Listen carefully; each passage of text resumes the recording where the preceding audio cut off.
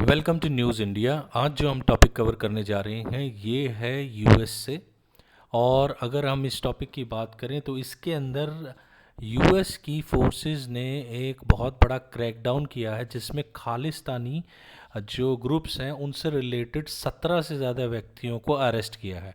और इनके पोजेशंस में से 41 से ज़्यादा ऐसे फायर आर्म्स को उन्होंने जब्त किया है जिसमें AK-47 और मशीन गन जैसे खतरनाक हथियार भी शामिल थे। अब अगर हम इस बात की के अंदर जाएं, इस टॉपिक के अंदर कि ऐसा क्या हुआ कि इन लोगों को इतना बड़ा ऑपरेशन लॉन्च करना पड़ा, तो उसको करने से पहले हम लोग जो हैं सबसे पहले देखते हैं कि इनके यूएस अटॉर्नी ने क्या बोला है शटर काउंटी के। तो ये सबसे पहले हम लोग स्टेटमेंट सुनते हैं। This operation is a result of that unifying goal, as mentioned by our district attorney.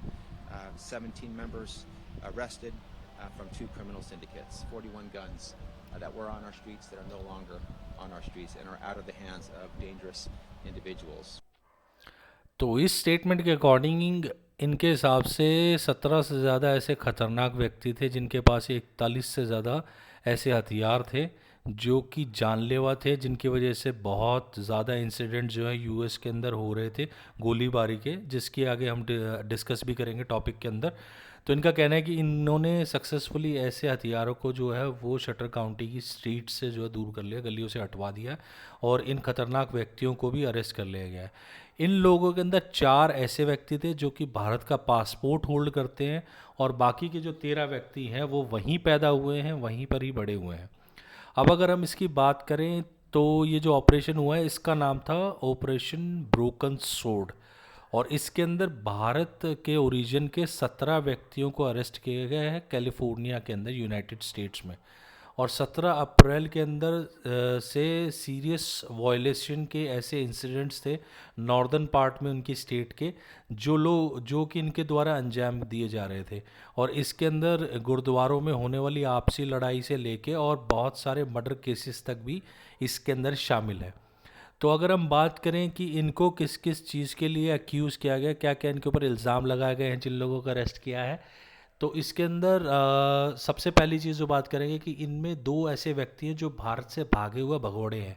इनको पवित्र सिंह और हंसदीप सिंह जो हैं इनके नाम हैं और ये भारत में वांटेड हैं।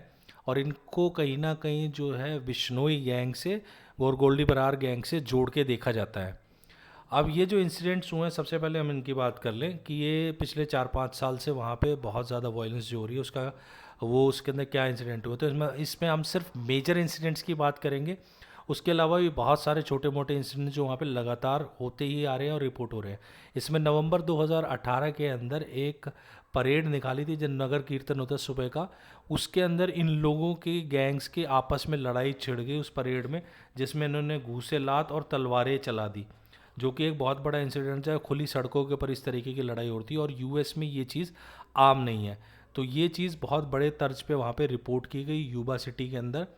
उसके बाद में एक बड़ा इंसिडेंट सितंबर 2021 के अंदर हुआ, जिसके अंदर की एक शादी के अंदर गोलियां चलाई गई किसी व्यक्ति को मारने के लिए। और उसके बाद एक और बड़ा इंसिडेंट है जो अगस्त 2022 के अंदर हुआ, जिसके अंदर गुरुद्वारे के बाहर, ये जो स्टॉकटाउन है इस काउंटी के अंदर जो है गोलियां चलाई गई गुरुद्वारे के बाहर आपसी गैंग वॉर के अंदर। दिसंबर 22 के अंदर ही वुडलैंड के अंदर भी शूटिंग हुई और उसके अंदर गुरुद्वारे के बाहर भी इन लोगों ने आपस में बहुत गोलियां चलाई। और वो मार्च 26 के अंदर भी 2023 के अंदर उसी गुरुद्वारे के बाहर फिर से गोलियां चली। और इस साल 6 से ज़्यादा ऐसी शूटिंग्स जो हैं उस इलाके के अंदर अभी तक रिपोर्ट हो चुके हैं, जिसके अंदर आपसी गैंग वॉर में बहुत सारे लोगों को चोट लगी है या मारे गए हैं। तो इन सब की इन सारे इंसिडेंट्स को इन्वेस्टिगेट कर रही थी कैलिफोर्निया की पुलिस 2018 से, और उसके अंदर इन्होंने ये 17 लोगों को चिन्हित किया है और इन लोगों को जो है अरेस्ट कर लिया गया है। और ये जितने भी अक्यूज़ हैं ये सभी के सभी डायरेक्ट या इनडायरेक्ट तरीके से खालिस्तानी ग्रुप से जुड़े हुए हैं। ये सारे गैंग्स वो हैं जो हिंदुस्तान से भागे हुए हैं, भगोड़े हैं, और यहाँ से जाके ये यूएस में इन्होंने शरण ले ली, और वहाँ से वो इंडिया के अंदर भी आज के टाइम पर अपना एजेंडा चलाते हैं और साथ साथ में अपने गैंग्स को यहाँ पे बढ़ावा देते हैं। हिंदुस्तान के अंदर भी पंजाब के अंदर आज के टाइम पर बहुत ज़्यादा वायलेंस होती है गैंग्स के थ्रू, और ये सभी वही लोग हैं जो कि हिंदुस्तान में वांटेड होने के बाद में यूएस में जाके कहीं छुपे हुए हैं। तो ये जितने भी वायलेंसेस होते होते आ रहे हैं वहाँ पे, ये लोग कहीं ना कहीं डायरेक्ट या इनडायरेक्ट तरीके से इस चीज़ के लिए जिम्मेदार हैं।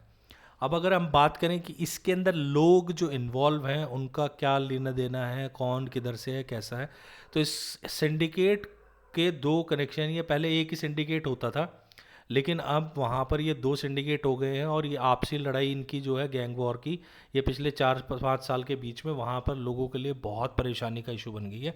इनका नाम मिंटा और AK-47 ग्रुप है, जिसके नाम से वहाँ पे फेमस है।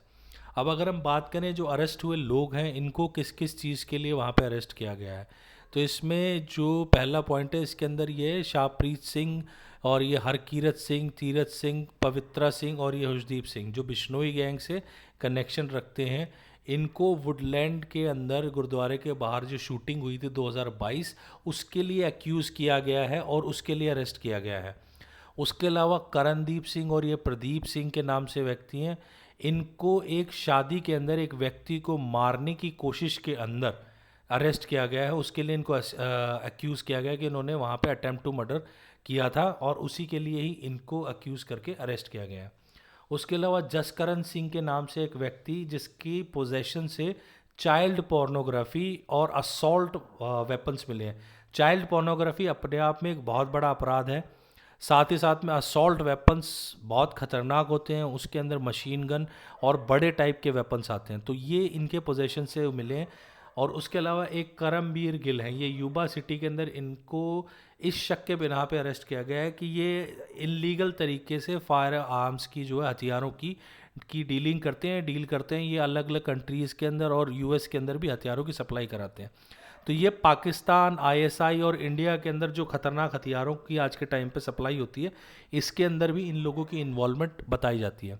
अब इसके अंदर इंडियन मीडिया ने ये रिपोर्ट किया है कि ये जितने भी लोग हैं, ये डायरेक्ट या इनडायरेक्ट तरीके से सिक्स फॉर जस्टिस से जुड़े हुए हैं। सिक्स फॉर जस्टिस बहुत नोन है आज के टाइम पे, क्योंकि इन्होंने जो रेफरेंडम कराया था 2020, और उसके बाद में अलग अलग रेफरेंडम ये करते हैं। इन्होंने जितनी भी वेस्टर्न कंट्रीज है, वो ऑस्ट्रेलिया हो, यूएस हो, कनाडा हो, यूके हो, सब जगह अपने रेफरेंडम के बहुत ज़्यादा प्रमोशन की है।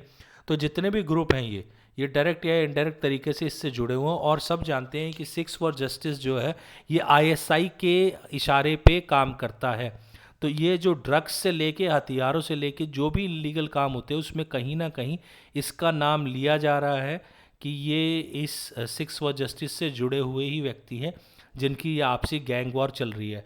तो इससे समझ में आता है कि ये जो जितने भी सेपरेटिस्ट ग्रुप हैं, जिनको आज के टाइम पे अपने यहाँ पे पनाह देता है यूएस या यूके जैसी कंट्रीज़, तो वेस्टर्न कंट्रीज़ को अब ये समझने की ज़रूरत है कि अभी तक ये लोग वहाँ पे हिंदुस्तान से लोग क्राइम करते थे, यहाँ पे जाके शरण ले लेते हैं, और उसके बाद वहाँ बैठ के अपने गैंग्स को चलाते हैं और अपने कनेक्शंस को यूज़ करके पंजाब के रीजन के अंदर अनस्टेबिलिटी फैलाते हैं और हथियारों का और ड्रग्स का व्यापार करते हैं। अब धीरे धीरे जब ये लोग स्ट्रांग हो रहे हैं, तो इन्होंने इन्हीं कंट्रीज़ को जहाँ पे इन्होंने शरण ली है, आज उन्हीं को ही ये लोग निशाना बनाना शुरू कर चुके हैं। तो जब आज शायद वेस्टर्न मीडिया को समझ में आने लगे, इन कंट्रीज़ को समझ में आने लगे कि ऐसे लोग जो हाथ में हथियार लेके और उसके बाद जस्टिस की बात करते हैं, ये किसी भी जगह के लिए सही नहीं है। और ज़रूरी ये भी नहीं है कि आज ये लोग खालिस्तान की मांग हिंदुस्तान में कर रहे हैं, तो कुछ टाइम के बाद में ये लोग इस चीज़ की मांग उन कंट्रीज़ के अंदर भी कर सकते हैं, ऐसा भी पॉसिबल हो सकता है।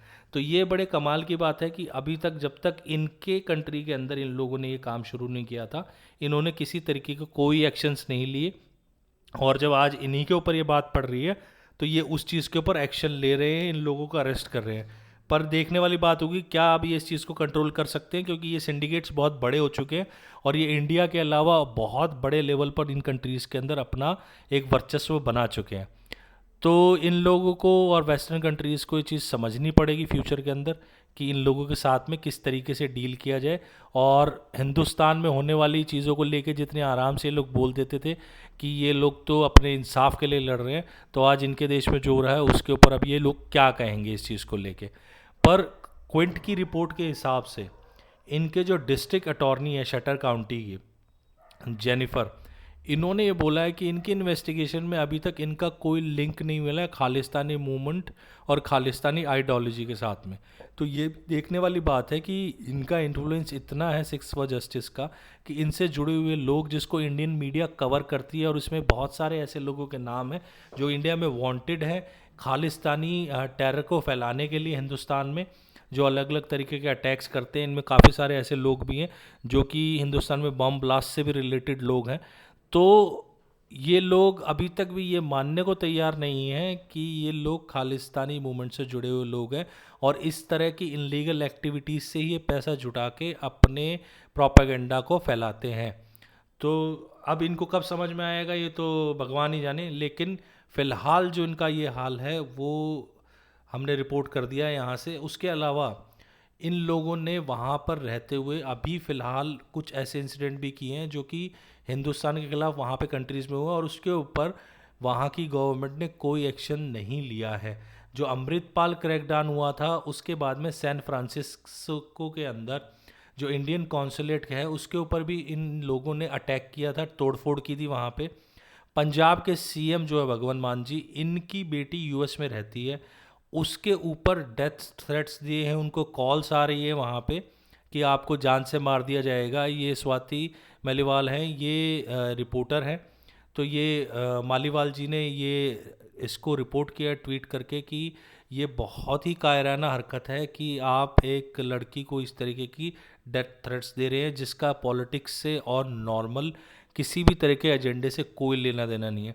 तो ये किस हद तक गुजर के जा सकते हैं ये चीज़ दिख रही है, और इनके ऊपर कोई एक्शन नहीं हो रहा था वहाँ पे। जब अपने लोग वहाँ पे मरने लगे और अपने यहाँ पर ये चीज़ होने लगी है तो आज इन्होंने एक्शन लिया है। तो कहीं ना कहीं धीरे धीरे ही सही, लेकिन शायद वेस्टर्न मीडिया को ये बात समझ में आने लगी है आज इस क्रैकडाउन से कि ये लोग जो हाथ में हथियार लेके चलते हैं ये कहीं पर भी स्टेबिलिटी नहीं रख सकते। अगर ये हिंदुस्तान से भाग के वहाँ गए हैं तो इसका मतलब ये नहीं है कि वो यूएस के अंदर भी स्टेबिलिटी या सेफ या शांति का जीवन जिएंगे, वो वहीं करेंगे जो यहाँ करते आ रहे थे। तो आज के टॉपिक में बस इतना ही। इसी के साथ आज का हम टॉपिक एंड करते हैं, और आपसे रिक्वेस्ट है प्लीज़ चैनल को शेयर कीजिए ज़्यादा से ज़्यादा, और इन वीडियोस को लाइक कीजिए। आप बहुत सारे लोग वीडियोस देखते हैं पर इनको लाइक नहीं करते हैं, तो प्लीज़ लाइक कीजिए और बेल आइकॉन ज़रूर दबाइए ताकि आपको जो लेटेस्ट न्यूज़ है वो टाइम टू टाइम मिलती रहे।